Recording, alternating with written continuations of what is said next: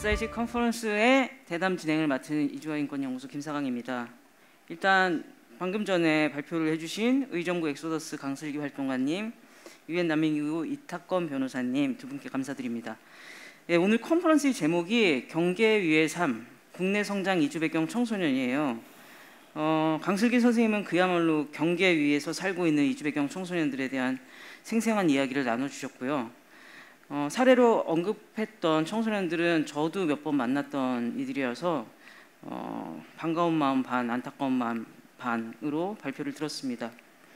이탁권 변호사님은 오늘 한국정부의 이주 배경 아동 청소년 관련 정책, 특히 미등록 이주 아동의 체류권 관련 정책을 굉장히 버벅거리면서 해주셨어요. 네. 이미 체류권이라는, 아마 체류권이라는 말을 처음 들어보신 분들도 계시지 않을까 싶습니다만, 그래도 발표를 통해서 인권의 측면에서 체류할 권리, 머무를 권리, 쫓겨나지 않을 권리에 대해서 생각해 볼 시간이 되지 않았나 싶습니다. 그리고 대담에 또 한 분이 계십니다. 봉행설 이니셔티브의 박송인 선생님, 반갑습니다. 봉행설 이니셔티브에서는 이주 배경 청소년들을 위한 장학 사업을 진행하고 있는데요. 이제 박송인 선생님이 이제 담당을 하고 계시고요. 올해는 제가 추천한 친구들을 또 선발을 해주셔서 이 자리를 빌어서 감사의 말씀을 다시 드립니다. 박송인 선생님이 하고 계신 사업과 관련해서는 잠시 후에 좀 더 자세하게 듣도록 하겠습니다. 이제 본격적으로 대담을 시작할 건데요. 저희가 진행을 하다가 이제 질문을 받으면 그걸 가지고 저희 같이 고민하고 생각을 나누는 시간을 가지려고 합니다. 저희 대담 제목이 따로 있어요. 깁니다. 이거 외우려고 했는데 안 외워져요. 국내 성장 이주 배경 청소년의 건강한 미래와 지속 가능한 통합 사회를 위한 우리의 역할, 외웠습니다. 누가 정했는지 대담의 의도가 굉장히 분명하게 드러나는 솔직한 제목인데요. 우리의 역할이 중요하거든요. 그래서 오늘 이 자리에 오신 분들 다들 돌아가시기 전에 역할 분담을 할 각오를 하셔야 될 것 같습니다. 그러면 이야기를 시작해 보도록 하겠습니다. 처음에 공통 질문을 제가 드리려고 하는데요. 아마 다들 좀 궁금하지 않으실까 싶어요. 이 세 사람은 어쩌다가 이주 배경 청소년에 대해서 관심을 갖고 활동을 하게 되었을까? 그리고 왜 지금까지도 이러고 있을까? 그래서 계기와 동력이랄까요? 그런 것들을 좀 들려주셨으면 좋겠습니다. 우선 강슬기 선생님. 네, 저는 의정부 엑소더스에서 2014년도부터 활동을 했고요. 16년도에 난민아동 지원 사업을 시작하면서 본격적으로 가정과 아동을 만나기 시작했습니다. 근데 이 친구들이 영유아일 때는 어머니의 출산, 분유, 기저귀 이런 문제를 다루다가 미취학 아동이 되니까 보육비 문제, 그런 다음에 초중고로 진학을 하고 2020년도에 처음으로 대학을 진학하는 친구를 조력하면서 이제 여기까지 왔는데요. 어렸을 적부터 아이들이 미등록 상태에 놓이게 되는 그 상황을 쭉 보면서 이제 계속 이 미등록 아동 이슈에 관심을 갖게 되었고, 그리고 저 또한 이주 배경을 갖고 있어요. 그래서 저는 필리핀 출신의 아버님과 그리고 한국 출신의 어머니 사이에서 태어나서 제가 갖고 왔었던 그런 정체성과 소속감에 대한 고민을 제가 갖고 왔기 때문에 더 이 친구들에게 관심이 가는 것 같고, 물론 일을 시작한 것은 사실 제 이주 배경 때문은 아니었는데 크게 매우 많이 도움이 되고 있습니다.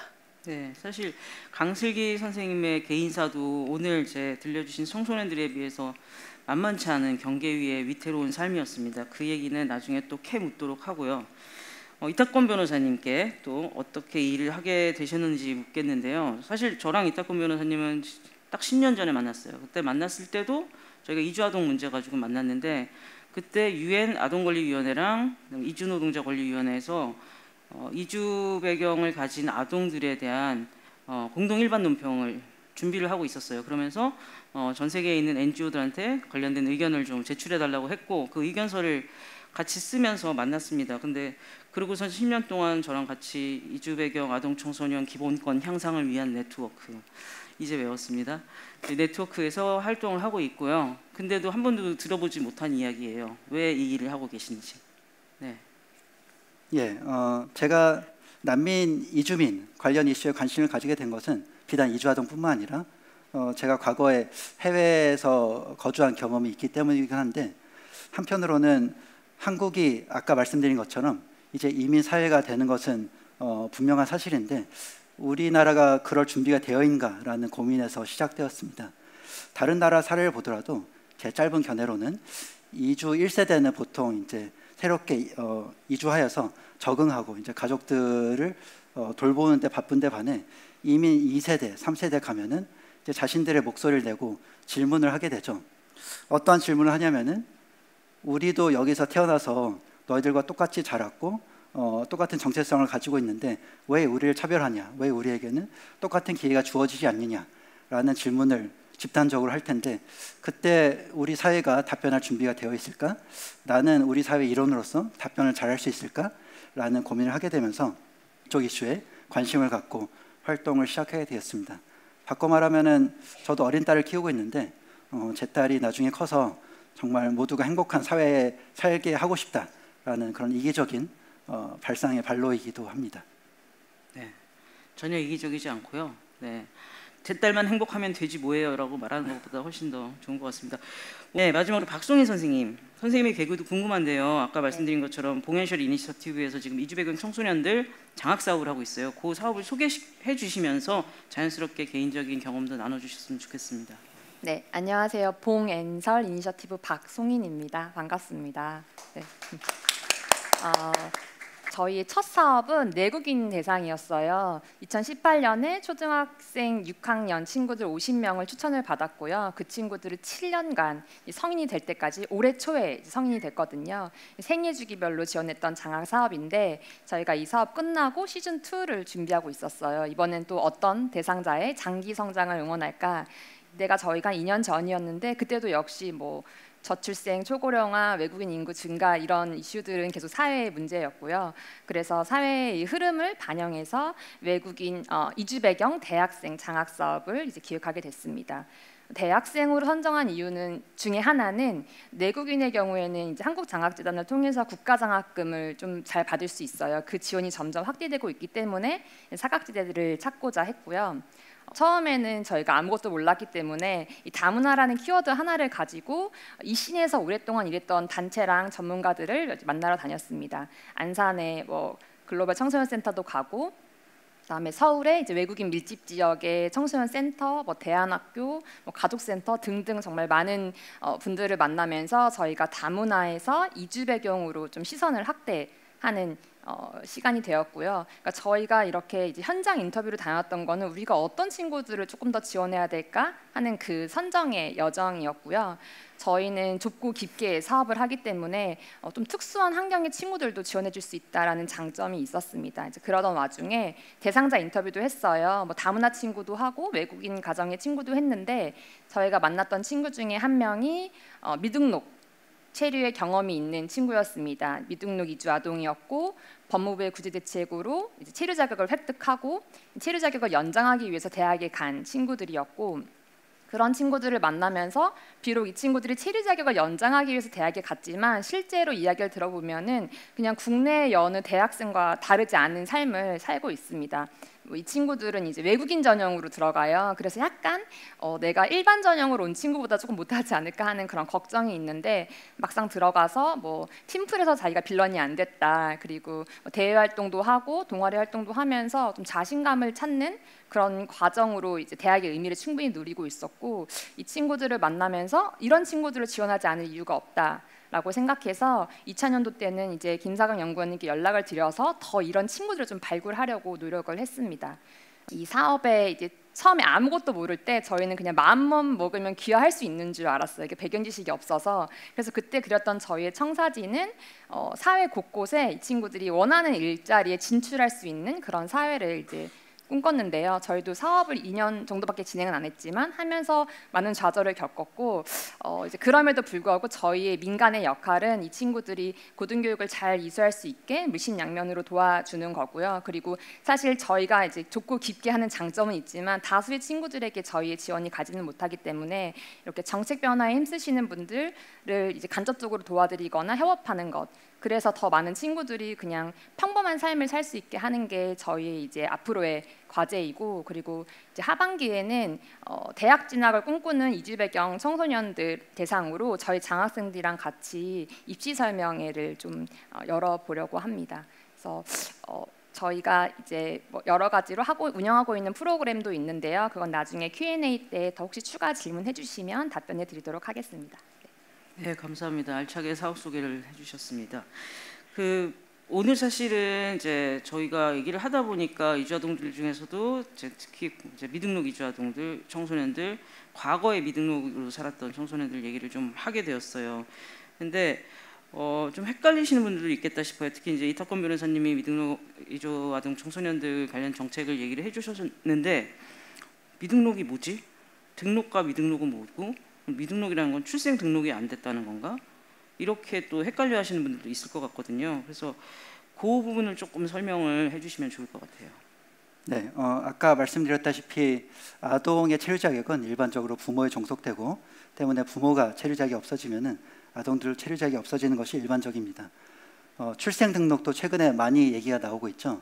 아동의 출생 등록은 체류 자격과는 좀 다릅니다. 아동이 출생 등록된다는 것은 이 아동의 존재를 국가가 알고 국가가 아동에게 필요한 보호를 제공할 수 있다라는 그 기본 전제 조건을 얘기하는 것이고요. 출생 등록이 됐다 하더라도 여전히 체류 자격이 없을 수는 있습니다. 다만 출생 등록이 된 이후에는 누가 체류 자격이 없고 있는지, 누가 제대로 보호를 받지 못하는지에 대해서 국가가 더 잘 알고 필요한 보호를 그리고 정책을 펼칠 수 있다는 것이 그 장점이라고 할 수 있습니다. 네, 제가 추가로 첨언을 하자면 어쨌든 체류 자격이 있어야지 외국인 등록이라는 걸 할 수 있고요.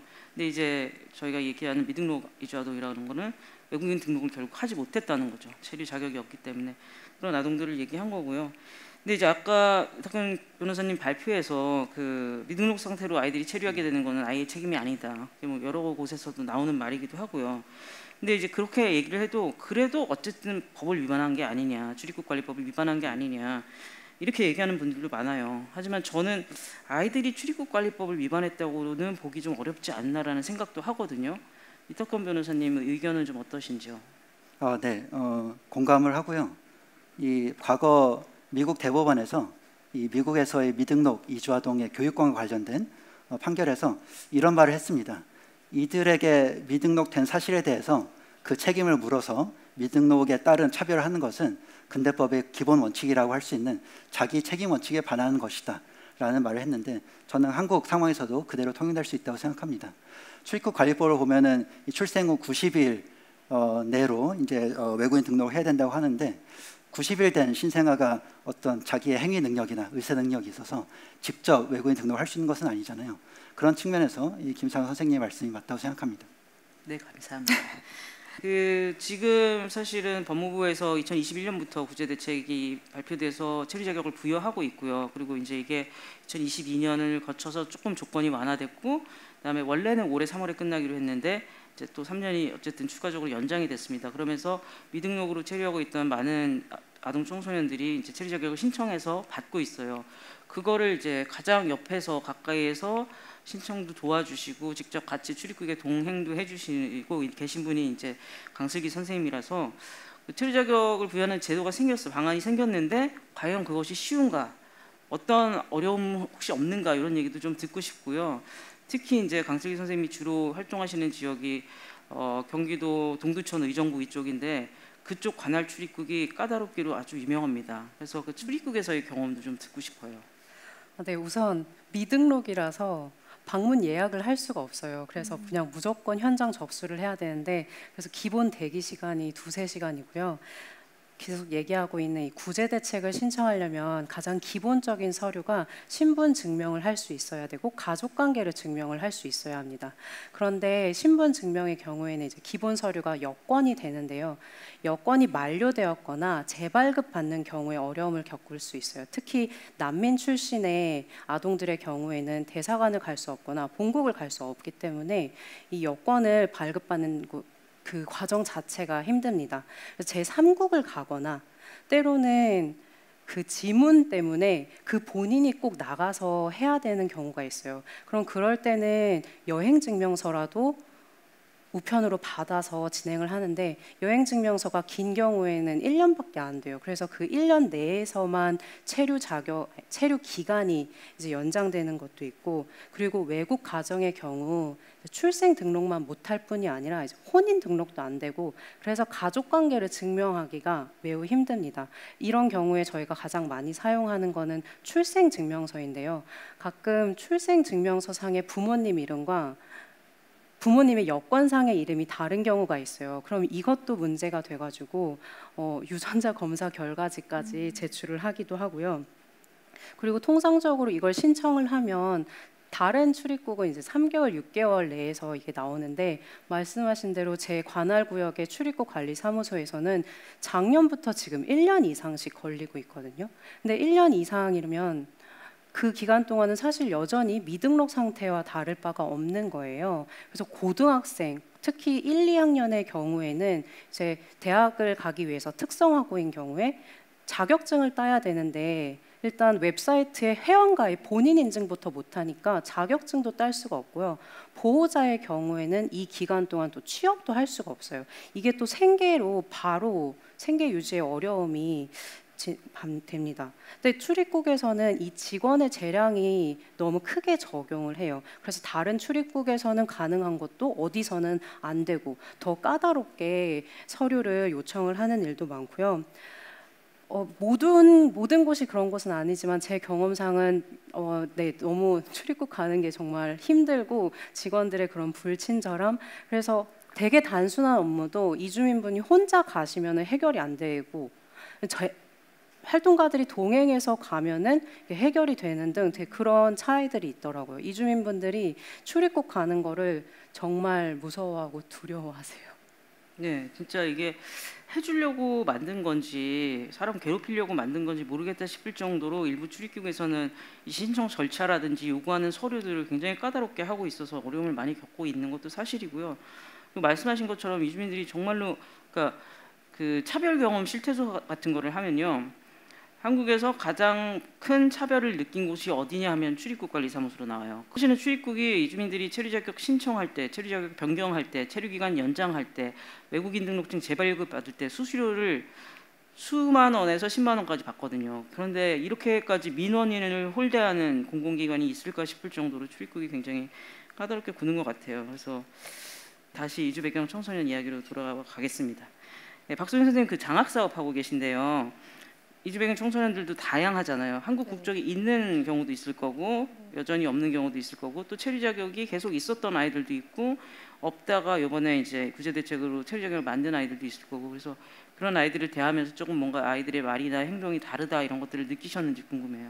네, 그 국적이 있고 없고의 가장 큰 표면적인 차이는 이제 대학교에 갈 때 국가장학금 받을 수 있느냐 없느냐이고, 왜냐하면 보통 미등록이 입주아동 친구들은 소득이 다 대부분 낮거든요. 근데 이제 국가장학금이 기초생활이랑 차상위까지는 등록금 100%를 지원받을 수가 있어요. 그 이유는 이제 경제 상황에 따라서 차등 이제 지원이 되는데, 저희 그 미등록 친구들이라던가 외국인 가정의 친구들은 이제 저소득층 경우에는 대학을 꿈꾸지를 않는 것 같아요. 이제 거의 그런 어려움이 있고, 그리고 체류 자격이 있는 친구들은 좀 미래나 진로에 대한 선택권을 갖고 있어요. 뭐 내가 바로 직업을 갖겠다든지 아니면 뭐 대학을 가겠다든지 이런 선택권이 있는데, 체류 자격 없는 친구들은 저희 한 장학생은 그냥 저는 외노자라고 스스로를 표현하면서 그냥 그렇게 되는 거 아닌가요? 라고 하면서 이제 부모님의 삶을 답습할 거라고 생각을 하고 아예 본인한테 선택권이 없다라고 생각하더라고요. 이제 그러다가 이제 구제 대책으로 체류 자격 얻고 나서는 저희 장학생 중 한 명은 그때 기분 어땠어?라고 물어보니까 한자로 개화라고 자기 인생에 꽃이 폈다고 하더라고요. 자기 이제 뭐든 다 할 수 있다. 그래서 그렇게 너무 즐거워하는 친구들이 또 있는데, 즐거워하면서도 나는 대학이고 뭐고 아무것도 생각해 본 적이 없는데 갑자기 나는 이제 뭘 해야 되지 하면서 그 진로를 결정하는데 어려움을 많이 겪기도 해서, 그때 옆에 좀 좋은 선생님이라던가 이런 지원자들이 있으면 좀 더 길을 가는데 어려움을 덜 겪는 것 같고요. 그래서 실패할 시간에 대한 허용, 청소년이 꿈꿀 수 있는 시간에 대한 그 차이가 있는 것 같습니다. 네, 꿈꿀 수 있는 시간 얘기를 하셨지만 그래도 꿈조차 꿀 수 없었던 때에 비하면 이제 달라졌다는 생각이 들고, 저도 이제 미등록으로 체류하다가 체류 자격을 이제 신청하고 체류 자격을 부여받고 하는 과정들을 조력했던 친구들이 좀 있는데, 정말 사람이 달라져요. 정말 사람이 달라지고 표정이 달라지고, 내가 처음으로 희망이라는 게 보였다라고 말하는 친구도 있고, 그다음에 이제 나도 미래를 계획할 수 있게 되었다, 이런 얘기들을 하는 걸 보면은 그래도 낫다, 예전보단 나아졌다라는 생각이 들고요.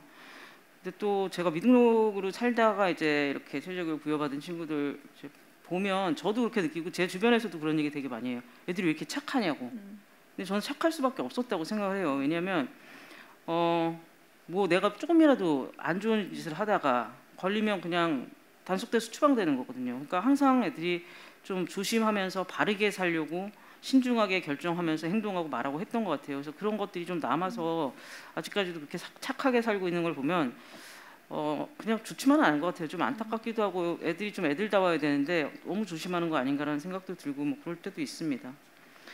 일단은 이제 말씀하신 것처럼, 그리고 제가 얘기한 것처럼 체류 자격 부여 방안에 의해서 이제 체류 자격을 받았어요. 받았을 때는 좋아요. 근데 앞으로 나아가면서 계속 아까 강슬기 선생님 보여주신 그 슬라이드처럼 산 넘어 산이거든요. 지금 원래는 지난 3월까지는 무조건 고등학교를 졸업하거나 성인이 되면은 무조건 대학에 가야 했어요. 그래야지 체류 자격이 유학 체류 자격이라는 걸로 변경이 됩니다. 그렇지 않으면 체류 자격을 갈 수 있는 길이 없어요. 취업 체류 자격을 그때는 갈 수가 없었습니다. 근데 이제 올해 4월부터 바뀐 게 고등학교만 졸업해도 취업 체류 자격은 갈 수 있다.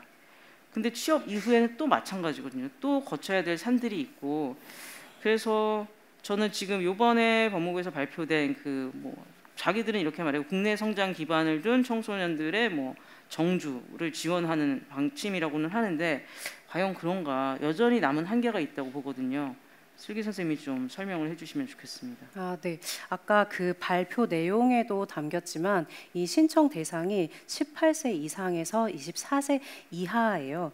그래서 이하의 합법 체류자입니다. 그래서 미등록인 경우에는 등록으로 먼저 바꿔야 하고, 그리고 사실 25세 이상의 청년들도 많거든요. 지금 이 친구들은 여전히 이 제도에서 배제되고 있고요. 그리고 E7Y로 취업에 성공할 수 있어야 되는데 이 취업이 사실 쉽지가 않아요. 그 국내에서의 그런 국내 취업 시장에서의 외국인 기피라든가, 그리고 국내 성장 기반이 아닌 다른 이주민들이 들어올 경우 취업이나 그런 일하는 사업장에서 어려움들이 그런 의사소통이나 문화의 갈등 이런 것들이 있는데, 사실 이 친구들은 한국어도 잘하고 그런 문제가 없음에도 불구하고, 예를 들면 흑인인 경우에는 피부색 때문에 채용이 안 된다거나, 또 종교적인 이유로 이슬람인 분들은 또 그런 이유로 채용이 안 되는 등 현실적으로는 그러한 어려움들이 계속 따르고 있어요. 그리고 아까 산 넘어 산이라고 국적 없다는 이유로 갑자기 나의 정체성이 유학생이 되고 그 다음에는 이주 노동자가 되고, 그래서 하고 싶은 이야기는 이런 국내에서 자란 친구들에게는 그냥 그런 활동 범위나 이런 제한 없이 더 완화된 조건으로 거주권 그리고 영주권을 갖고 살아갈 수 있도록 하면 좋겠다는 생각이고요. 한 가지 작은 예로 올해 축구계에서는 홈그로운 제도라는 거를 시작을 했어요. 이거는 외국 국적을 가진 유소년 선수가 국내 아마추어 팀 소속으로 일정 기간 이상 활동한 경우 K리그 신인 선수 등록 시 해당 선수를 국내 선수로 인정함. 저는 이 부분이 되게 의미 있게 다가왔거든요. 국내 선수로 인정하듯이 이주 배경 청소년들도 국내 청년으로 인정을 하면 어떤 다른 변화의 시작이 될 수 있지 않을까라는 생각이 듭니다. 네, 저도 처음 슬기 선생님한테 홈그로운 제도를 들었는데, 어떻게 보면 이게 이제 구단의 이익에 부합하기 때문에 나온 거긴 맞아요. 왜냐하면 외국인 선수를 뽑을 수 있는 그 TO가 정해져 있는데, 한국에서 성장한 애들이 외국인 선수가 돼버리면 외국에서 들어올 선수들이 적어지는 거거든요. 그래서 얘네들도 하고 저쪽에서 데리고 오는 사람들도 해야지라는, 사실 어떻게 보면 이제 그런 욕심이긴 하지만, 어떻든 그런 말들이 나오고 홈그로운이라는 말이 나오고 집에서 자란 애들은 우리 애들이다라는 것들이 어쨌든 인정되기 시작했다는 것은 의미 있다는 생각이 듭니다. 혹시 이탁권 변호사님 덧붙여 주실 말씀은? 아니요, 너무 상세하게 짚어주셔서 제가 더 보충할 것은 없습니다. 네, 그러면 다른 걸 좀 더 짚어주시면 좋겠습니다. 그 말씀하신 것처럼 이제 청소년이 뭐 성인이 되고 이제 고등학교 졸업하고 성인이 되고 했을 때 한국은 넘어가야 될 산들이 많거든요. 그리고 각각의 처리 자격을 변경할 때마다 굉장히 까다로운 조건들이 있고 특히 이제 뭐 소득이라든지 뭐 학력이라든지 이런 것들을 계속 보고 있는데 다른 국가들은 어떨까 싶어요. 다른 국가들도 자국에서 교육받고 성장한 청년들에게 그런 장애물들을 두고 있는 건지 아니면 좀 다른 경로를 제시하는 나라들은 없는지 궁금합니다. 예, 약간 동문서답일 수도 있는데 저는 한국 법무부가 시행하고 있는 이 정책 자체는 다른 나라에 비교해 보더라도 많은 부분에 있어서 굉장히 혁신적이고 장점이 많은 정책이라고 생각합니다. 특정 기간만 거주 기간만 이제 충족을 하면은 다른 아주 제한적인 요건 없이 체류 자격을 준다는 측면에서 그러는데, 근데 앞서서 잘 짚어주신 것처럼 그러한 장점에도 불구하고 여러 가지 한계점이 분명히 존재하고 그 중에 가장 좀 대두되는 한계 중에 하나가 이 정주 비자 내지는 영주권을 가는 그 경로가 너무나도 험난하다는 것이죠. 다른 나라의 경우에는 사실 영주권을 가는 경로가 훨씬 더 완화된 경우가 많고 특히 개별적인 외국인 집단에 따라서 그것이 완화된 경우들이 있는데 한국에서는 여전히 그런 좀 예외가 부족하다고 생각합니다. 전혀 다른 규범에 있어서 기울되지만 난민의 경우에 봐도 그렇습니다. 한 몇 년 전에 난민 인정자들이 영주권을 취득하는 통계를 본 적이 있는데 2021년 통계였는데 2021년 기준 10년간 영주권을 취득한 난민 인정자 수가 10명 정도였어요. 근데 난민 인정자 수는 그때 뭐 천 명이 넘는 수준이었는데 난민 같은 경우도 사실 한국에서 계속 정주할 것이 예정된 그런 외국인임에도 불구하고 이들에 대한 영주권 취득이 지나치게 엄격하다. 그리고 저희가 지금 보고 있는 이런 아동 청소년에 대해서도 다른 외국인과 비슷하게 너무나도 험난한 경로를 제시하고 있다라는 말씀을 드리고 싶습니다. 네, 그러니까 사실은 영주권을 가진 사람의 그 비율이요 한국이 굉장히 낮습니다. 10%가 안 돼요.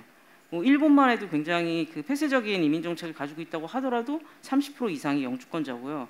대부분의 이민을 받아들이는 나라들은 당연히 이 사람들이 언젠가는 영주를 따고 시민권을 따서 정착할 거라는 생각을 가지고 있기 때문에 영주의 그 길을 그렇게 좁고 험난하게 만들어 놓지 않습니다. 근데 한국은 좀 유독 그런 것 같고 우리가 쉽게 이제 한국말을 잘하고 뭐 너는 거의 한국 사람이나 마찬가지야 귀화를 해 이렇게 얘기하는데 일단 한국에서는 귀화를 하기 전에는 영주를 먼저 취득해야 되고요.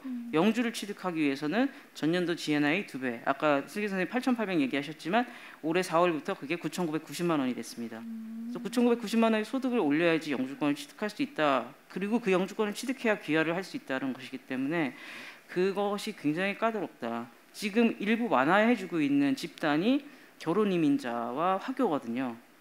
그래서 저는 뭐 한국에서 교육받고 성장한 이주 아동들한테도 완화한 조건을 좀 적용할 수 있지 않을까라고 생각하지만 아직까지는 거기까지는 가지 못한 것 같다는 안타까움은 있습니다. 현장 질문을 한 3개 정도 받고 다시 저희 얘기 나누는 걸로 하겠습니다. 국내 성장 이주 아동 청소년이 처한 어려움에 공감하여 돕고 싶습니다. 가장 도움이 필요한 시기는 언제일까요? 연령대별 어떤 도움이 필요할까요? 얼마나 도우실 수 있는지 먼저 얘기를 해주시면 거기에 맞춰서 답변을 드릴 수 있을 것 같아요. 언제예요, 슬기 선생님? 아까 얘기했잖아요. 기저귀부터 시작하는. 네네네. 네, 진짜로 영유아 때는 특히 어머니 출산비, 그러니까 어머니들도 똑같이 건강보험도 그러니까 보호자분들도 미등록인 경우엔 건강보험이 안 돼서 태어날 때, 출산할 때 출산비나 특히 아이들의 경우에는 만약에 인큐베이터라도 들어가면 정말 억대로 가요. 의료 비용이. 그래서 그런 어릴 때는 의료비 그리고 분유 기저귀 정말 비싸더라고요. 네, 그리고 또 어린이집 유치원을 들어가면 한국 국적의 아동들의 경우에는 보육비가 다 정부 지원과 이게 있어서 한 몇만 원밖에 한 달에 안 내는데 이 친구들은 그 돈을 다 내야 돼요. 이게 연령대별로 또 다 다르더라고요. 어릴수록 60만 원부터 시작을 하더라고요. 근데 외국 국적의 아동들은 물론 지자체 그리고 도에서 그 보육비 지원들이 조금씩 있기는 합니다. 그렇지만 60만 원에서 근데 이것도 등록 외국인인 경우에만이고요. 미등록은 이마저도 없어서 보육비가 어렵고 또 초중고에 들어가서는 이제는 그런 인종차별 이런 것들의 이슈가 되기 시작을 해요. 그리고 도에서 제가 있는 그 지역의 가족센터에서는 중고등학생에게 교육비 지원 이런 것들이 있는데 외국 국적의 아동들에게는 이런 게 전혀 없고요. 그리고 대학을 갈 때는 아까 말씀드렸던 재정 능력을 입증해야 된다는 2천만 원 그리고 거기에 또 등록금도 해야 되고 아까 그 영상에서 봤던 기프트가 노숙을 했다고 했는데 네 그런 기숙사 비용도 없고요. 교통비, 교재비 사실 다 경제적으로 지원이 더 많이 필요하네요. 경제적인 어려움도 경제적인 어려움이 사실 제일 큰 것 같아요. 그리고 지원해줄 수 있는 부분도 사실은 그런 부분인 것 같습니다. 뭐 제가 무슨 심리 뭐 전문가도 아니고 아이들이 마음이 힘들고 뭐 그럴 때 사실 딱히 저는 도움은 못 되는 것 같아요. 활동가들은. 근데 그렇지만 이제 필요한 것들을 알고 이제 그런 것들이 필요하다는 걸 아는데 뭐 말씀하신 것처럼 대학에 들어가서 등록금이 필요한 게 아니라 대학에 일단 들어가서 체류 자격을 유학 체류 자격을 받기 위해서 일단 2천만 원 잔고 증명 이것도 너무나 큰 부담이기 때문에 그래서 이제 그런 것들 이제 재정 증명하는 것들부터 시작해서 등록금 내는 거 그다음에 특히 이제 미등록으로 살다가 이렇게 체류 자격 부여받은 친구들은 부모가 다 가야 되거든요. 부모 없이 그렇게 홀로 살아야 되는데 저는 거의 보육원을 나온 자립준비 청년이랑 비슷한 상황이라고 생각을 해요. 근데 자립준비 청년들은 어쨌든 수급자가 되잖아요. LH 지원도 받고 얘네들은 정말로 이제 내팽겨쳐지는 거죠. 근데 이제 법무부에서는 저기 비자 줬더니 애들이 대학 가더니 다 대학교 때려치우고 다시 미등록이 되네. 그러면서 이제 마치 얘네들이 무슨 원래부터 뭐 도덕적으로 해야 하는 식으로 이렇게 얘기를 하는데 전혀 그렇지 않거든요. 정말 먹고 살 길이 없어서 학교를 못 다니는 건데 그런 문제들이 있기 때문에 그런 지원들도 필요한 것 같습니다. 근데 뭐 돈 얘기 말고도 있긴 있을 것 같아요. 그렇죠, 박소연 선생님. 애들 심리 지원이나 이런 것들은 어떻게 생각하세요? 심리 지원, 국내 성장 친구들 생애 주기별로 필요한 것들이 있긴 있는 것 같은데 저는 이제 정체성 관련해서 그 성인기 돼서도 계속 정체성이 혼란을 갖거든요. 그리고 사실 이 친구들이 저는 한국 사람이에요 거의 이렇게 말하는 게 약간 학습된 것도 있어 보여요. 그래서 그렇게 말해야 살 수 있다라고 생각하는 친구들도 있는 것 같아서 그래서 저는 이 정체성을 좀 입체적으로 바라볼 수 있는 좀 프로그램이 오히려 이 친구들한테 필요하지 않나 이런 생각이 들었어요. 뭐 본국에 대한 사실 경험을 한 친구들 10대 후반, 20대 초반에 뭐 어떤 이유로 한 번이라도 갔다 온 친구들은 본국을 낯설게만 느끼지 않고 게다가 거기에 가족까지 만났다 그러면 이제 본국이랑 연결됨을 느끼고 정체성을 내가 양자택일 둘 중에 하나 내가 한국 아니면 본국 이런 게 아니라 나는 한국의 정서를 가지고 본국의 어떤 연결됨도 있는 좀 이렇게 입체적으로 자기 스스로의 정체성을 정의 내리더라고요. 근데 그럴 때 어떤 옆에 있는 어른들, 선생님들, 이제 뭐 부모님 이런 분들의 따뜻한 말과 관심이 되게 필요한 것 같아요. 그렇지 않으면 약간 한국이 미워질 때도 있다라는 표현을 되게 어렵게 하더라고요. 그래서 그런 감정을 계속 억누르고 지내는 거에 반복의 여정이어서 그래서 좀 정체성에 대해서 본국 프로그램이 사실 있어도 너무 좋겠다 이런 생각도 들었습니다. 네. 요거는 이탁권 변호사님은 질문 넘어가고요. 다음 걸 꼭 이탁권 변호사님이 답하는 걸로 하겠습니다. 고교 졸업 후 바로 취업이 가능해졌는데 대학 진학보다 바로 취업을 원하거나 선택하는 이주아동 청소년이 많을까요? 이 경우에는 어떤 도움이 필요할까요? 과거에는 이제 반드시 대학을 진학해야 했었죠.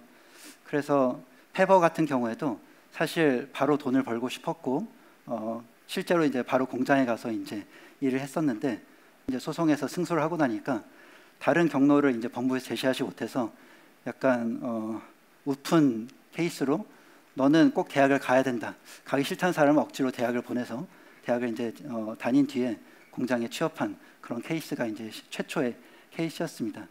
그래서 고등학교 졸업 후 바로 취업을 원하거나 선택한 아동 청소년이 분명히 숫자가 있을 거라는 생각이 드는데 다만 한국 사회에서 어떤 사회 일원으로서 충분히 인정받는 경로가 여전히 현실적으로 대학 진학이 중요한 경로 중에 하나로 여전히 유지되고 있다는 것도 고려해야 될 것 같고요.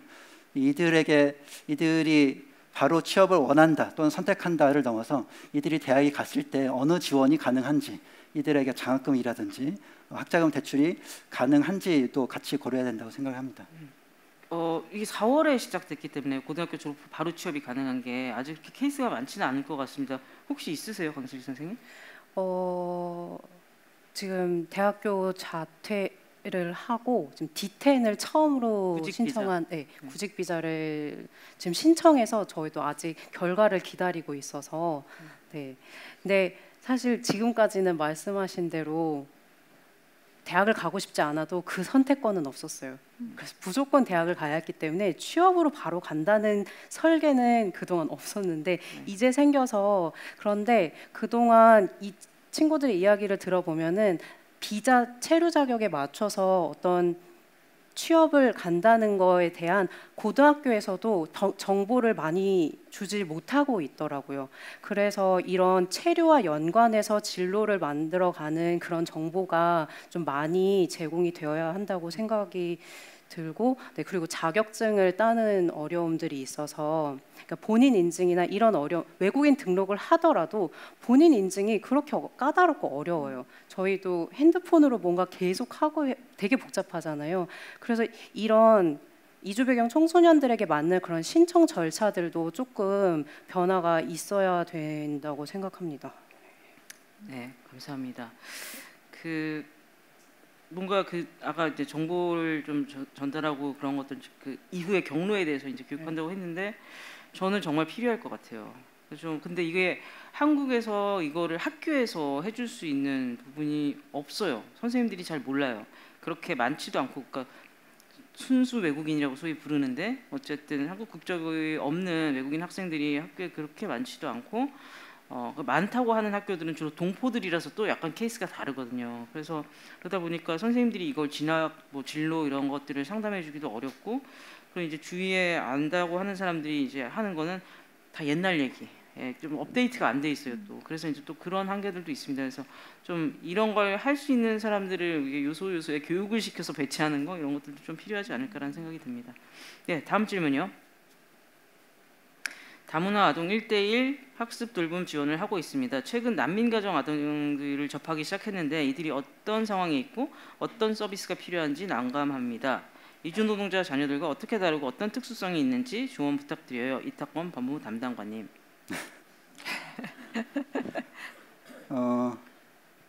난민 신청자들, 보통 난민 가정이라 하면 난민 신청자 가정들인데 아시는 분은 잘 아시겠지만 한국에서 난민 인정률이 굉장히 낮죠. 작년 기준 1% 조금 넘었는데 그래서 난민 신청 가정들이 거의 대부분은 난민 신청하더라도 난민 인정이 되지 못하고 그때 포기를 하거나 또는 다시 신청하거나 이런 절차를 밟게 됩니다. 난 어쨌든 돌아가지 못하니까 다시 한번 내 지위를 받아보겠다 라고 다시 신청한 경우에는 체류 자격이 더 이상 주어지지 않고 출국 명령이 부여됐는데 그것이 유예된 상태로 계속해서 체류가 관용되는 형태로 남게 되는데 그래서 많은 경우에는 이주 노동자 가정보다 훨씬 더 취약한 환경이 있을 수밖에 없습니다. 일단 저희가 계속해서 강조하는 체류 자격 측면에서 그러하고요.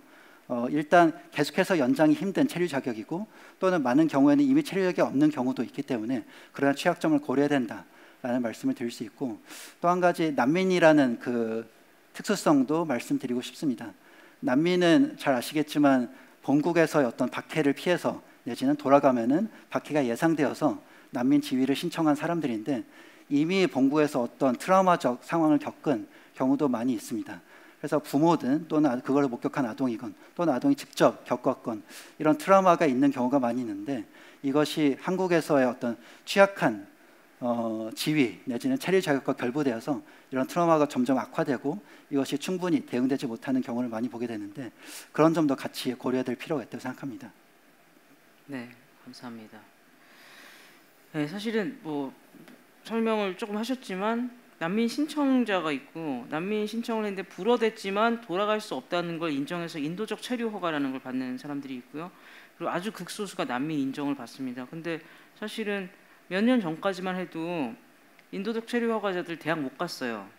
그러다가 이제 어느 단체에서 문제 제기를 해서 인도적 체류 허가자는 체류 자격 변경 없이 대학을 다닐 수 있게 해줬습니다. 근데 여전히 난민 신청자는 안 됐어요. 그래서 그거는 또 18년에 또 그런 케이스가 있어서 2019년부터 난민 신청 체류 자격을 가지고 대학에 다닐 수 있게 해주었어요. 문제는 난민 신청이 중간에 불어대면 끝나는 거죠. 근데 거기다 뭐라고 하냐면 난민 신청자가 대학에 다닐 때는 대학에 다닌다는 이유로 유학 체류 자격으로 변경하지 못한다라고 명시를 해놨거든요. 그러다 보니까 이제 이러지도 저러지도 못하는 상황이죠. 그래서 이제 불어댈 것 같다 어떻게 하냐 그러면 뭐라고 하냐면 법무부에서는 본국에 가서 거기 있는 한국 대사관에다가 유학 비자 신청해서 오라고 해요. 지금 본국의 박해를 피해서 온 사람들한테 유학 비자 받겠다고 본국 가서 죽으라는 얘기인가 이런 생각이 들 때도 있죠. 그래서 여러 가지로 뭐 체류 자격 문제 때문에 이 불안한 체류의 문제가 굉장히 힘든 것 같다는 생각이 듭니다. 그러면 사실 오늘 그 제목은 경계위의 삶 이주 배경 청소년인데 대담 제목이 또 따로 있었어요. 대담 제목은 국내 성장 이주 배경 청소년의 건강한 미래와 지속 가능한 통합 사회를 위한 우리의 역할인데요. 이제 그 얘기를 이제 나눠보려고 합니다. 국내 성장 이주 배경 청소년이 우리 사회의 건강한 구성원으로 성장해서 제 역할을 하는 성인이 되기 위해서는 뭐가 바뀌어야 될까요? 가장 시급한 과제는 무엇일까요?를 순서대로 들어보도록 하겠습니다. 박소연 선생님. 네.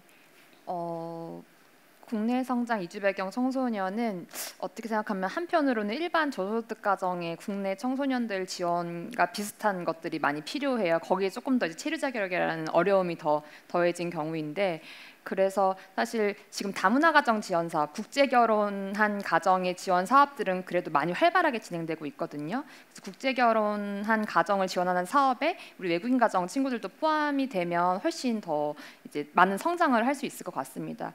최근에 그 교육부에서 올해 이주 배경 학생 맞춤 지원 방안이라는 되게 구체적인 안을 이제 제시하셨더라고요. 그래서 되게 고무적이라고 생각하는데, 분명히 공공이 메우지 못하는 어떤 영역이 있습니다. 민간에서 이제 사실 사회 변화를 가장 빠르게 받아들일 수 있는 게 민간이기 때문에, 민간에서 이제 공공에서 나오는 정책들은 대부분 이제 한국어 초점이 많고, 그리고 직업인으로서 이제 훈련시켜주는 그런 코스도 많은데, 이렇게 좀 중등교육 과정에서 조금 학습적 지원을 해서 고등교육까지 가고 싶어하는 친구들도 분명히 있거든요. 그래서 뭔가 민간에서 이런 여러 가지를 고려해서 다문화 가정에 우리 외국인 가정도 같이 포함하면 좋지 않을까, 그런 생각을 해봤습니다.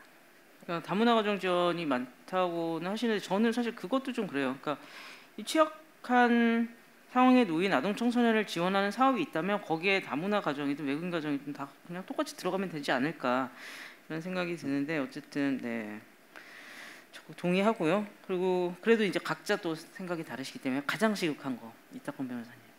가장 시급한 과제라고 하니까 아까 했던 얘기를 다시 한번 반복할 수밖에 없는데, 저는 이주 아동의 어떤 계속해서 체류할 권리 내지는 그 체류권을 법으로서 보장하는 게 가장 중요한 과제라는 생각이 듭니다. 이것은 비단 그들의 입장에서 어떤 예측 가능성을 높이고 앞으로도 장기적으로 미래를 설계할 수 있는 부분에서도 그러하고요. 이것이 어떤 이들이 단순한 시혜적 정책의 대상이 아니라 권리의 주체라는 것이 법에 명시됨으로써 이들에 대한 어떤 사회적 담론을 바꿀 수 있다는 측면에서도 가장 중요한 과제라고 생각합니다. 그러니까 지금 이주아동들, 특히 미등록 이주아동들에게 체류권 부여하는 것도 사실 한시적인 조치로 시행이 되고 있고요. 그리고 이제 좀 안정적인 체류 자격으로의 이행에 대해서도 아직은 많이 미흡한 상황입니다. 그래서 저도 이게 제도화가 되지 않으면 언제 없어질지 모르는 것들이거든요. 그래서 법제도를 만드는 일은 이제 같이 하실 거죠. 네, 아마 저희 올해의 가장 중요한 과제가 될 것 같고, 올해 안에 끝나지는 않을 거라는 생각은 들지만 어쨌든 앞으로 3년에 이게 법무가 저희에게 3년 고개를 던져줬기 때문에 이 3년 안에 이제 다시 한번 굴러 넘어져 보려고 합니다. 마지막으로 강슬기 선생님은 시급한 과제. 네, 시급한 과제. 아까 가족센터에서 하는 저희에서도 외국 국적이라서 안 되고, 또 경기도에서도 하는 그 청년 기본 소득에서도 외국 국적은 다 배제되어 있거든요. 그래서 저는 이제 기존에 하고 있는 아동, 아마 비슷한지도 모르겠어요. 아동 청소년 정책의 그 대상을 국적자로 한정하지 말고 좀 더 그 범위를 넓히면 어떨까. 그래서 저는 국적을 주자는 게 아니라 국적으로 인해서 생기는 그런 차별적인 제도를 더 이야기를 하고 싶은 거거든요. 그리고 또 그 교통비, 청소년에게 교통비 지원하는 거나 생리용품, 여성 청소년들에게 생리용품 지급하는 게 작년부터는 외국 국적에게도 확대가 됐어요. 그런데 이게 경기도에서는 지역 화폐를 통해서 지급을 하는데 이 지역 화폐를 온라인으로 또 신청하고 이게 현실적으로는 또 어려워요. 이게 확대되었다고 하더라도. 그래서 저는 이 친구들을 위해서 뭔가 새로운 거를 더 만들자는 게 아니라 기존에 이미 갖고 있는 그런 제도와 정책에 이 친구들을 포함하고 대신에 그런 신청 절차나 그런 발급 과정은 이 친구들에게 맞는 방식으로 좀 바꿔서 네. 해야 되지 않을까 싶습니다. 네, 적극 동의합니다. 근데 또 아직은 좀 멀지 않을까라고 느끼는 게 이거를 이제 그게 무슨 차별이야, 당연한 거 아니야? 국민이 우선돼야 되는 거 아니야라고 생각하시는 분들도 여전히 많아요. 그래서 인식이 아무래도 그렇다 보니까 뭐 다른 나라도 다 마찬가지 아니야? 뭐 당연히 국민 먼저 챙겨야지라는 얘기들을 하시거든요. 근데 이게 국제적으로 봤을 때 꼭 그렇지만은 않다라는 얘기들을 저희는 이제 많이 듣고 있거든요. 특히 이제 지난 얼마 안 됐습니다. 4월 말에 대한민국 정부가 유엔 인종차별철폐위원회로부터 인종차별철폐 협약을 잘 이행하고 있는지 이행 심의를 받았어요. 그리고 아직 최종은 아니지만 관련해서 권고도 나왔습니다. 그래서 그 얘기를 가지고 한번 이게 왜 당연한 게 아닌지 얘기를 이탁권 변호사님이 좀 풀어주셨으면 좋겠습니다. 예, 인종차별철폐위원회라는 유엔 인권 조약 기구가 정기적으로 한국의 조약 이행 상황을 검토하고 이번이 7년 만인가요? 네, 7년 만에 이제 심의가 이루어졌습니다. 그래서 7년 동안에 한국 사회가 변한 만큼 이 인종차별철폐위원회 결정도 진일보한 것을 확인할 수 있었는데 계속해서 다양한 조약기구에서 이제 권고를 내렸던 이를테면 차별금지법을 제정하라 라든지 외국인도 출생 등록하게 하라, 교육권을 보장하라 등의 권고는 여전히 당연히도 포함되어 있고요. 다만 제가 특히 좀 주의 깊게 봤던 것은 이러한 이주아동, 미등록 이주아동의 체류권을 보장하라. 이들이 계속해서 체류하고 더 나아가서 뭐 영주권 내지는 정주 자격으로 전환될 수 있도록 그런 경로를 보장하라라는 권고가 이번에 명시적으로 들어간 게 인상적이었습니다. 그래서 제가 이걸 받아 적었는데 네. 허락해 주시면 읽어보겠습니다. 네. 이주 가정에서 태어난 아동 청소년이 아동 청소년에게 재정적으로 지속 가능한 경로를 제공하여서 이들이 체류 자격 또는 귀화 자격을 확보하게 하라라는 취지의 권고가 제가 알기로는 최초로 나왔는데 굉장히 고무적이라고 생각합니다. 네. 다른 것도 있었어요. 예를 들면은 이제 사회보장과 관련해서는 계속해서 반복적으로 권고가 나오거든요. 그리고 인종차별철폐위원회뿐만 아니라 당연히 아동권리위원회, 그다음에 뭐 사회권규약위원회 같이 다양한 기구에서 이제 사회보장의 권리를 주민에게도 동등하게 보장하고 항상 강조하는 게 특히 아동에게는이에요. 그래서 이거는 이제 아동은 아동이기 때문에 특별한 보호와 배려와 지원이 필요한 거거든요. 근데 이거를 아동이 외국인이라는 이유로 배제를 하면 안 된다는 것은 국제기구에서 계속해서 권고 나오는 것입니다. 국민이 아니니까 어쩔 수 없어는 아니다라는 말씀을 드리고 싶었고요. 근데 문제는 이제 원래 이런 권고들이 그렇잖아요. 권고가 나오면 어떻게 되냐면 그 권고에 맞게 한국의 법과 제도들을 바꿔야 되는 거거든요. 근데 이제 법과 제도를 바꾸면 좋은데 항상 저희가 어떤 법을 어떻게 바꿔야 된다고 얘기하면 나오는 얘기가 이제 국민의 법 감정이 아직 국민적 공감대가 형성되지 않아서 이런 얘기들을 많이 해요. 그럼 이제 국민적 공감대가 형성돼야 되는데 어떻게 하면 돼요, 강수 기사님? 왜 국민들이 공감해주지 않는 거죠? 그러게 말입니다. 네. 저도 그랬고 이 친구들이 한국 사회 구성원이면서 사실 이 제목처럼 계속 경계인에 서 있게 되거든요. 근데 저는 가장 그 근본적인 문제는 저는 차별이라고 생각해요. 피부색에 의한 차별, 인종에 의한 차별, 국적에 의한 차별, 체류 자격에 의한 차별. 이 모든 게 나와는 다른 사람이라는 그 차별 때문에 이러한 차별이 그리고 일상과 제도 안에서 드러난다고 생각을 하거든요. 그리고 아까 말씀드렸잖아요. 어렸을 적부터 계속 이 제도로부터 계속 배제당하고 이런 차별 경험들이 누적되다 보면 사실 내 성장하면서 나의 환경과 영향을 미칠 수밖에 없거든요. 저 또한 그랬고, 되게 위축되었던 삶을 살아왔었고, 그런데 제가 이 사회에 그렇게 배제되어 있다고 느꼈다가 저와 비슷한 이 친구들을 만나고 그리고 같이 활동가들하고 목소리를 내면서 이 사회에 대한 소속감을 느끼면서 좀 자신감을 찾게 되었어요. 그래서 저는 이 이주 배경 청소년들이 이 사회의 구성원으로서 소속감을 느낄 수 있는 환경을 만들어주는 게 저는 되게 중요하다고 생각해요. 그 부분은 아마 여기 계신 분들하고 저희 활동가, 연구원, 변호사들 다 같이 아마 고민을 해봐야 할 것 같아요. 일상에서부터 어떻게 그런 것들을 느낄 수 있게 우리가 같이 만들어 가야 될지 그게 고민해야 되는 부분이고, 아까 근본적인 문제가 차별이라고 말씀드렸는데, 그래서 결국에는 차별금지법 제정으로 가야 한다고 생각을 해요. 물론 이게 법 제정이 생긴다고 해서 차별이 완전히 사라질 것은 아니지만, 그래도 이것은 차별이다라는 정의 내릴 수 있고, 그 차별이라는 것에 대한 근거를 만들 수 있는 것에서 변화가 시작될 수 있기 때문에, 저는 오늘 제 발표의 주제에 우리가 2번이나 들어가는데, 전 사실 우리라는 단어를 별로 좋아하지 않거든요. 일상에서도 잘 쓰지 않으려고 해요. 왜냐하면 우리도 국적처럼 누군가를 선을 긋고 배제하는 느낌이 되게 강하게 드는 단어라고 생각을 해서, 그래서 우리지만 우리가 아닌 아이들의 이야기라고 했지만, 정말 이런 인식 변화를 통해서 우리의 그 의미를 더 확장시켜야 된다고 생각합니다. 네, 근데 차별 얘기를 하다가 차별금지법 얘기를 하셨는데, 그럼 또 마찬가지예요. 차별금지법이 지금 2007년부터 해가지고 지금 거의 20년 가까이 안 되고 있는 게 이제 역시 똑같이 이제 국민적 공감대가 마련되지 않았다라는 얘기긴 한데, 이게 뭐가 먼저가 돼야 될지 모르겠어요. 약간 닭과 달걀 같은 그런 얘기 같기는 한데요.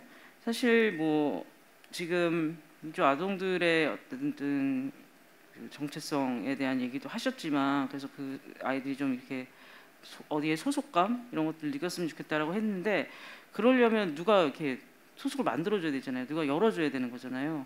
저는 좀 아직까지는 우리가 서로 만날 기회가 없었다, 적었다라는 생각이 들고요.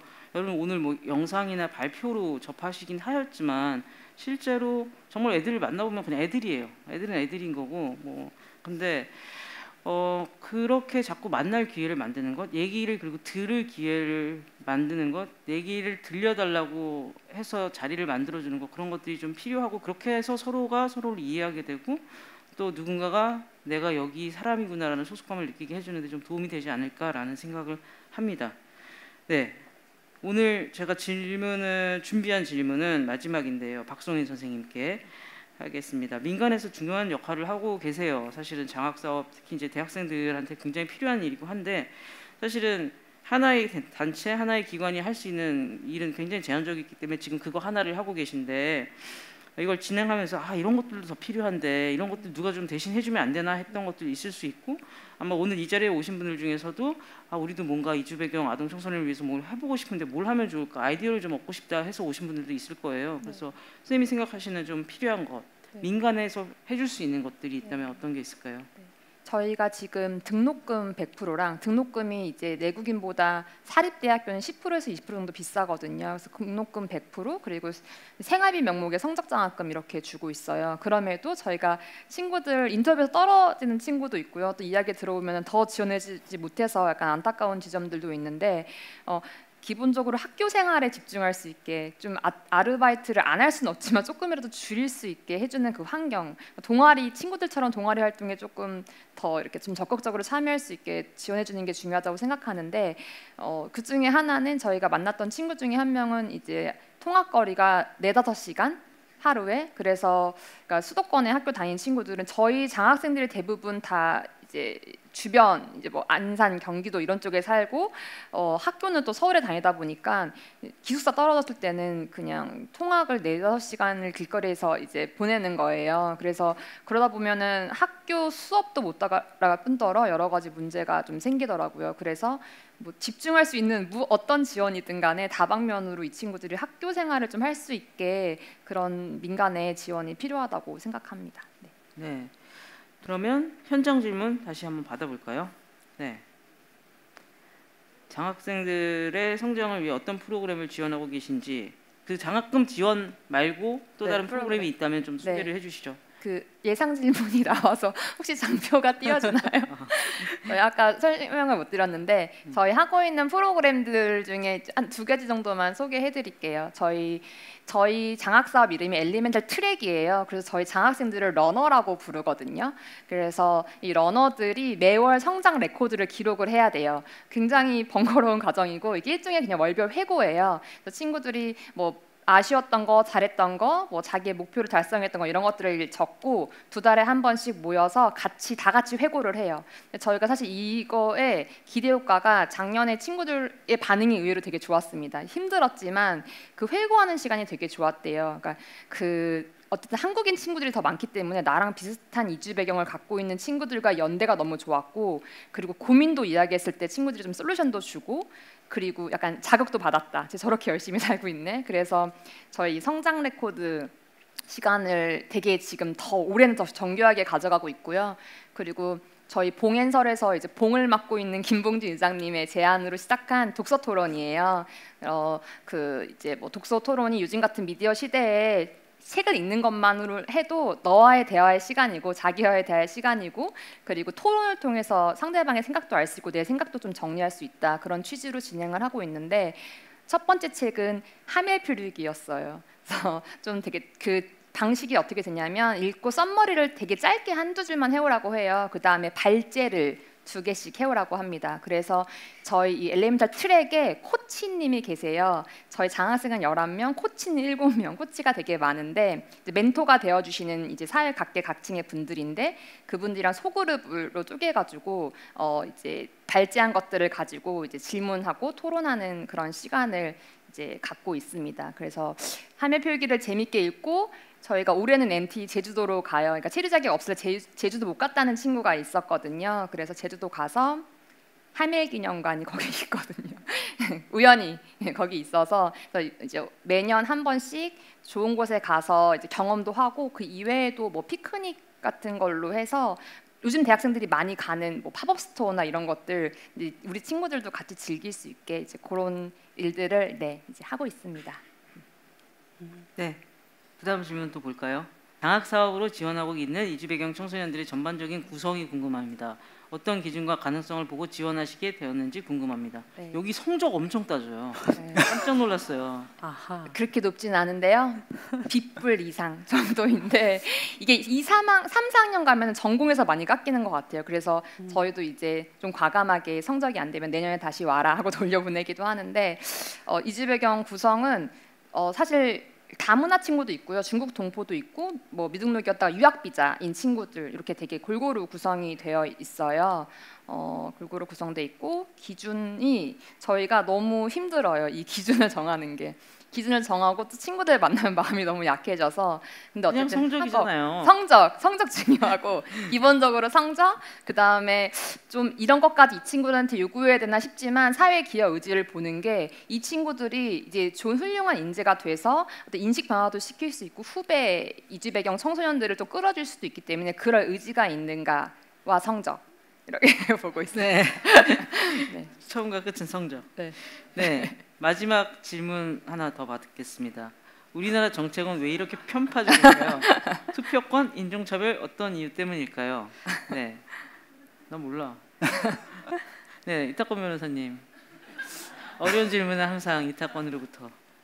예, 너무 어려운 질문인데, 저는 일단 앞서 발표에서도 얘기했지만 좀 긍정적인 측면에 초점을 맞춰서 얘기를 하고 싶은데, 여전히 제한적인 부분이 많죠. 하지만 그동안 많이 변화를 했다에 더 초점을 맞춰서 거기에 방점을 찍고, 지금까지 변화했으니까 앞으로도 변화할 것이다 라는 말씀을 드리고 싶습니다. 우리나라가 물론 저희 아까 봤다시피 1990년에 제출한 보고서에서는 마치 인종차별이 없는 것처럼 나오긴 했지만, 당연히 또 인종차별이 없는 국가는 아니었죠. 화교 등에 대한 인종차별이 존재했던 국가였는데, 그럼에도 불구하고 굉장히 오랜 기간 동안 아예 외국인이 우리 사회에 있다는 것 자체를 충분하게 인식하지 못한 채 법 정책이 만들어진 그런 한계는 분명히 있습니다. 그러한 어떤 큰 틀 안에서 내부적인 정책을 만드는데 여전히 차별적인 부분이 많지만 그래도 개선되는 과정에 있다라는 말씀을 드릴 수 있고, 역시 현장에서 한 발 떨어져서 드는 생각인데, 우리나라에서 외국인과 권리 관련해서 얘기했던 많은 쟁점들이 처음에는 그거는 아예 한국 사회에서 문제가 아니다라는 부인이 있다가 그 뒤에는 그게 한국 사회 문제는 맞는데 현재 법 정책상 내지는 현실상 그거는 받아들일 수 없다라는 반대에 거쳐서 그 뒤에는 종래는 이것이 한국 사회에 필요하다라는 어떤 동의를 획득하는 그런 과정을 거쳤다고 생각하고 대표적으로 출생 등록할 권리가 그랬다고 생각합니다. 방금 말씀드린 그런 절차를 거쳤는데 이 이주아동들의 체류권 내지는 이주아동들의 권리도 많은 부분에서는 그런 좀 개선되는 절차를 밟고 있고 다른 부분도 그렇게 가지 않을까라는 좀 더 희망적인 낙관적인 네, 결론을 오늘 내리겠습니다. 굉장히 낙관적이시네요. 네, 강수희 선생님. 편파적이죠? 네? 편파적이죠? 매우 편파적이죠. 네. 근데 저는 이제 이 질문에서도 이제 우리나라라고 해서 벌써부터 마음에 안 들어. 이게 이렇게 이제 이 단어부터 선이 그어지는 거라서 저는 이게 시작이라고 생각하거든요. 편파적인 이유가 결국에는 되게 협소하게 보는 우리 국민으로만 보는 것에서 저는 편파적이라고 거기에서 시작하는 것 같습니다. 근데 저도 뭐 궁극적으로는 언젠가는 나아질 거라고 생각하고 근데 이제 이게 나아지는 게 어떤 이렇게 뭔가 하여튼 적당한 기울기로 이렇게 나아지면 참 좋은데 그렇지 않잖아. 이게 갔다 왔다 하면서 이렇게 진폭이 있어서 어쩔 때는 정말 아무것도 안 될 것 같을 때도 많고 어떨 때는 이게 되네 이럴 때도 있어서 저는 뭐 결국엔 될 거라고 봅니다. 근데 요즘은 조금 우려스러운 상황이긴 해요. 왜냐면은 사실 이렇게 특히 이제 선거를 앞두고 굉장히 이상한 말을 하는 어떤 후보가 등장을 했거든요. 그래서 이제 외국인들한테는 최저임금을 주면 안 된다는지 이런 것부터 시작해가지고 사실 이주아동 관련해서 아무도 언급도 안 했어요. 그래서 이게 굉장히 어쨌든 저희로서는 최근 이주 관련 이슈 중에서는 좀 되게 주목을 많이 받았다는 이슈라고 생각하는데도 불구하고 뭐 그래서 이주아동들이 국내에 잘 정착해서 살 수 있도록 어떤 뭐 정책을 펴겠다라든지 혹은 이주 배경 청년을 위한 어떤 정책을 펴겠다든지 하는 얘기들이 어떤 후보의 공약에도 나오지 않았다는 점에서 저는 조금 실망스럽긴 하거든요. 그때 확실히 그래서 투표권 써놓으신 걸 보니까 있는 것 같아요. 그러니까 그 얘기를 왜 안 했냐? 이주민의 인권이라든지 이주 배경 청년의 뭐 어떤 지원이라든지 이런 얘기를 왜 공약으로 내걸지 않았을까 이런 얘기하면 표 떨어지거든요. 어차피 선거권을 가지고 있는 사람들은 한국 국적을 가진 국민들이고 이주민들은 그렇지 않기 때문에 이런 얘기들을 오히려 피하게 되는 그런 분위기가 요즘엔 좀 있는 것 같습니다. 그리고 사실은 혐오도 되게 심해졌어요. 예전에는 이제 혐오하는 사람들, 차별하는 사람들이 좀 뒤에 숨어서 했다면 지금은 좀 노골적으로 이렇게 나서서 실제로 물리적인 폭력까지 행사하면서 이제 그런 일들이 발생하고 있는 걸 보면 이게 사실은 정치인들이 조장한 어떤 인종차별, 정치인들이 선동한 인종차별이 결국엔 사람들을 정말 선동을 하고 그리고 사람들이 이렇게 움직이니까 또 정치인들은 또 더 겁을 먹으면서 이제 국민들 눈치를 더 보게 되고 이런 것들이 악순환처럼 저는 반복되고 있다고 생각하거든요. 그래서 뭐 이유를 찾기보다는 이제 그런 것들에 대해서 아니라는 말을 하는 사람들이 좀 점점 늘어나야 될 것 같고, 그러니까 우리도 언제까지나 이렇게 착하게만은 살 수 없다. 그러니까 우리도 싫다는 얘기 좀 하면서 살아야 되지 않을까라는 생각도 듭니다. 어쨌든 오늘 강슬기 이탁권 박송희 선생님과 함께 국내 성장 이주 배경 청소년의 또 까먹었네. 건강한 미래와 지속 가능한 통합사회를 위한 우리의 역할 이런 주제로 대담 진행을 해봤는데요. 어떻게 각자 할 역할들은 다 생각을 해보셨나요? 나중에 나갈 때 이름이랑 나의 역할을 써놓고 나가주시기 바랍니다. 아까 이탁권 변호사님 발표에서 항상 외국인 때때로 아동 이게 나왔는데 저는 돌아가시면서 아동은 무엇보다 우선적으로 아동, 청소년은 무엇보다 우선적으로 청소년이라는 말을 좀 생각해 보면서 떠나가셨으면 좋겠습니다. 왜냐하면 국내 성장 이주 배경 청소년들은 정말 국적이나 체류 자격을 떠나서 국내에서 교육받고 자라는 청소년일 뿐이거든요. 한국어를 모국어로 쓰고 한국을 싫어하겠지만 우리나라라고 배웠고 그리고 부모님의 고향이 아니라 내가 나고 자란 곳에서 살고 싶어 하는 평범한 이웃입니다. 존재 자체로만도 소중한 사람들이고요. 그래서 함께 살아왔고 함께 살아갈 우리 곁에 이주 배경 청소년들을 따뜻한 시선과 열린 마음으로 바라봐 주시기를 제가 바라면서 오늘 SIT 컨퍼런스를 마치겠습니다. 긴 시간 함께 해주셔서 대단히 감사합니다.